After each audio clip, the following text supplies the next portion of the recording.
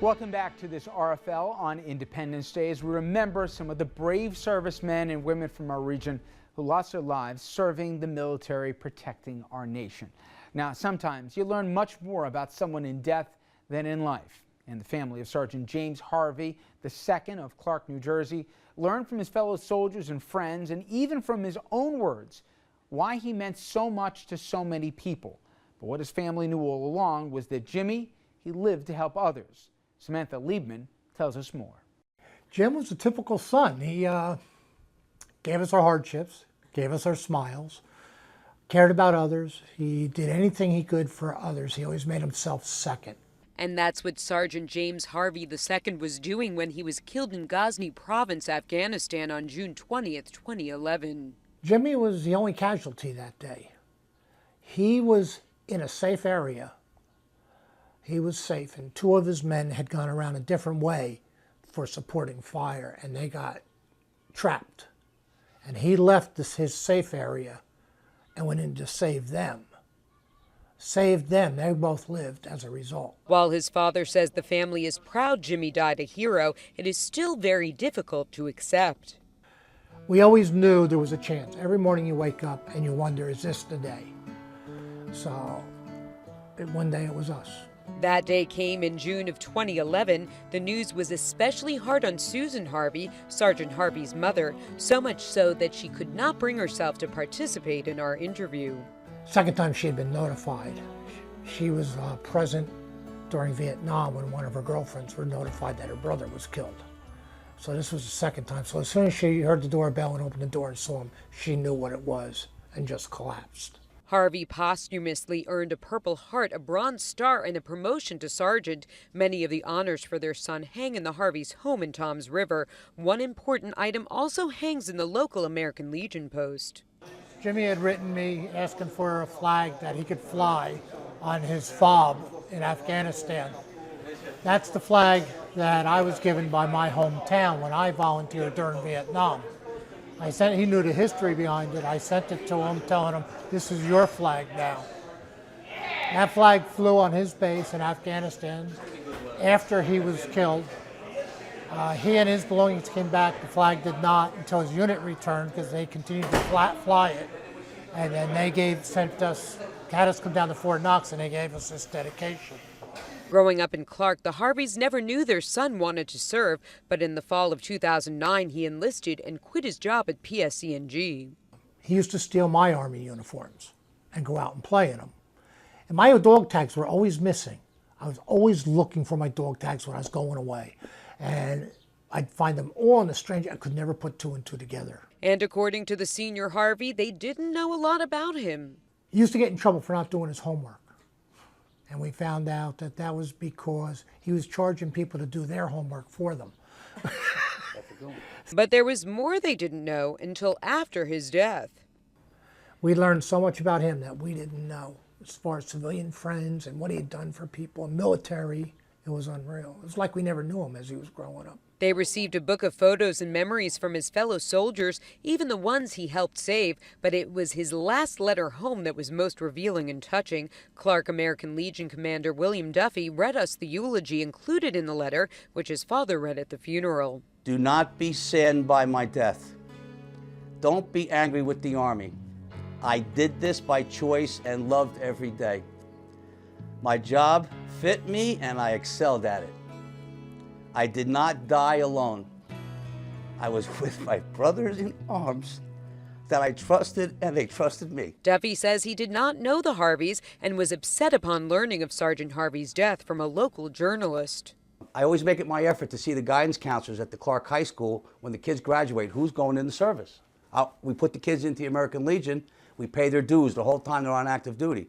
The Harveys moved to Toms River before Jimmy entered the Army, but that didn't matter. According to Duffy, he was going to make sure he got the same honor as every fallen hero from Clark, so he approached the mayor. I said, we now have another fallen hero. This kid's a Clark kid. I want to be able to tell the parents at the funeral home that the next street in Clark will be Harvey Court. Duff, definitely, you got it. And that happened this Memorial Day. The sign went up for the newest street in the town, and the family was honored in Clark's annual Memorial Day parade. While the tribute was appreciated by the family, they say something else was just as important. When he left the airport that day, we told him, make us proud. And he did. The Harveys last saw their son just a little over a year ago while he was on a 2-week break from his first tour of duty in Afghanistan. Less than a month later, on June 20th, he was killed. He died a hero.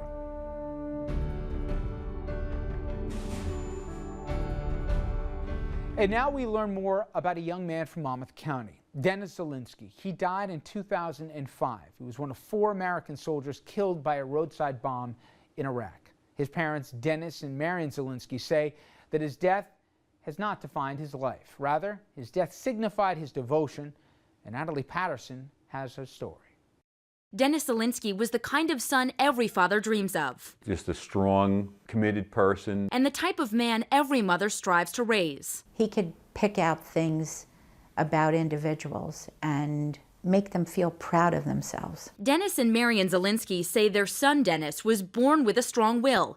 He wasn't a perfect student or a natural athlete, but his dedication set him apart from other kids his age. In his senior year of high school, Dennis was named captain of the swim team at Christian Brothers Academy, the all-boys school in Monmouth County. He was not the best swimmer in the pool, but the coaches all said that they would have filled a whole team of Dennis's because of his work ethic. It was that same work ethic that got him accepted to the United States Military Academy at West Point in 2000. By that time, Dennis's purpose was already crystal clear. With the military, you're dedicating your life to people. Dennis wanted to protect. Midway through his training came the attack that would fortify Dennis's path. Marion says it was soon after 9/11 that she recalls asking her son to drop out of the academy. She knew war was inevitable. And he said, and especially now when my country will need me most, I will never turn my back. And he never did. 2 years later, Dennis graduated from West Point as a second lieutenant. He then went on to complete both airborne and ranger school. And he was ready to do his duty for his country. Just before Dennis was deployed in 2005, his parents made the trip to Fort Campbell to say their goodbyes. Dennis says he tried to stay positive for his son, who was eager to join the forces in Iraq. We knew people get injured and killed.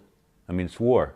I kept that out of my mind. Marion, however, was overcome with an uneasy feeling. A feeling she says that's been hard to live with. I knew when I said so long to him that I was never going to see him again. On September 17th, Dennis was deployed to Beji, Iraq, where he was stationed with the 101st Airborne Division. It wasn't long, though, before he was promoted to first lieutenant, earning the trust of his men, the locals, even the mayor of the town, known as the Sheik. The Sheik took a liking to Dennis. That's why on November 19th, Dennis was assigned to accompany a group of soldiers to meet with the Sheik. Marion says her son was on his way into town when a bomb went off near his Humvee. It was just 2 months after Dennis had been deployed. He was 23 years old. My wife was downstairs and she saw military people at the door. She came and got me, and nobody had to say anything. Nearly 7 years later, Dennis says the loss of his son is still hard to bear. Feels like yesterday. It certainly doesn't get any easier for me. Marion and Dennis surround themselves with memories, though they need no reminder of their son's extraordinary life. In the dining room, his medals, dog tags, and shells from the 21-gun salute from his burial at West Point. Dennis enjoyed pointing out the photos, though, that show his son's bright smile. New Year's Eve date. For Marion, each photo is a piece of her son. She can't help but sigh as she holds each of them as only a mother could. My son, my hero. Freedom is not free. It is bought and paid for by our military. In 2006, the Zilinski family established a memorial fund which provides support to families of fallen and injured soldiers of war. It also provides scholarships to students who embody the leadership qualities and spirit of Lieutenant Z.